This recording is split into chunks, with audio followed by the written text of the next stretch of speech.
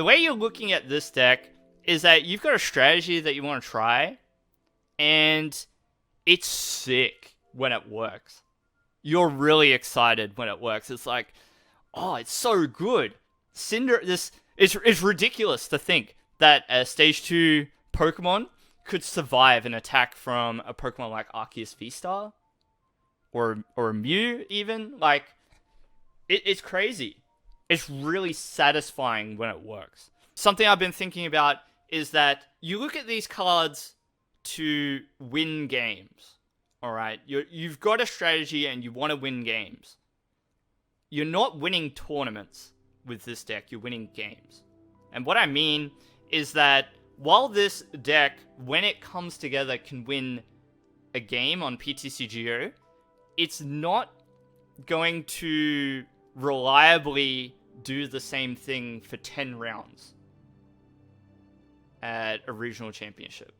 You're not going to go 9-0 on day one at a regional championship. A deck like Malamar is going to do it, because that deck is extremely chiseled and well-honed and consistent.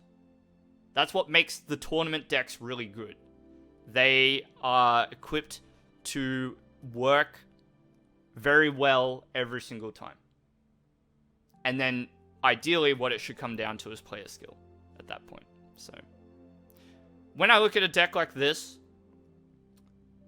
it's a bit of fun, and I don't expect to win with it every time, but gosh, does it feel good to win with. That's my piece on playing bad decks and why people play them, right? And about changing your expectations and your mindsets. They are so cool when they work. They don't work all the time, and that's why you don't see more of them.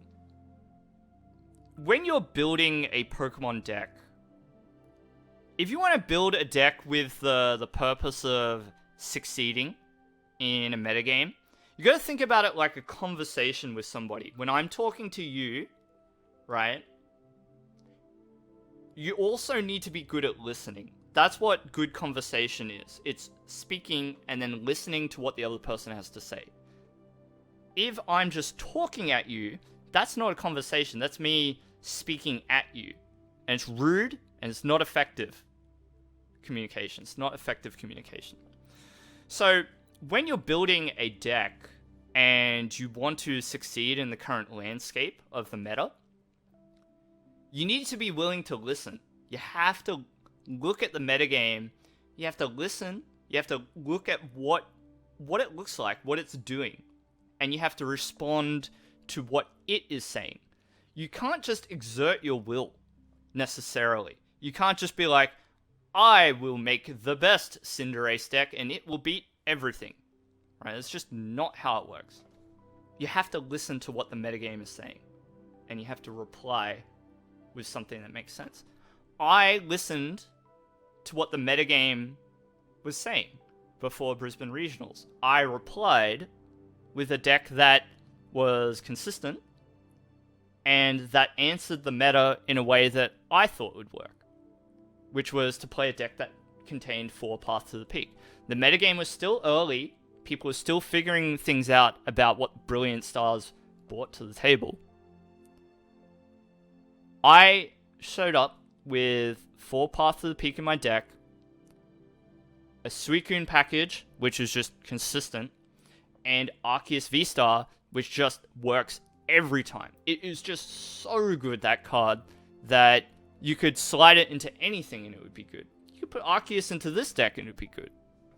So, that's my piece. Alright. Building good decks is like having a conversation with someone. You must be willing to listen to what it's got to say and incorporate what they're saying into your response.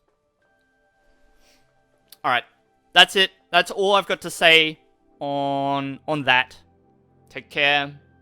Always flip heads and believe. Peace out, Whooper Gang. Peace out.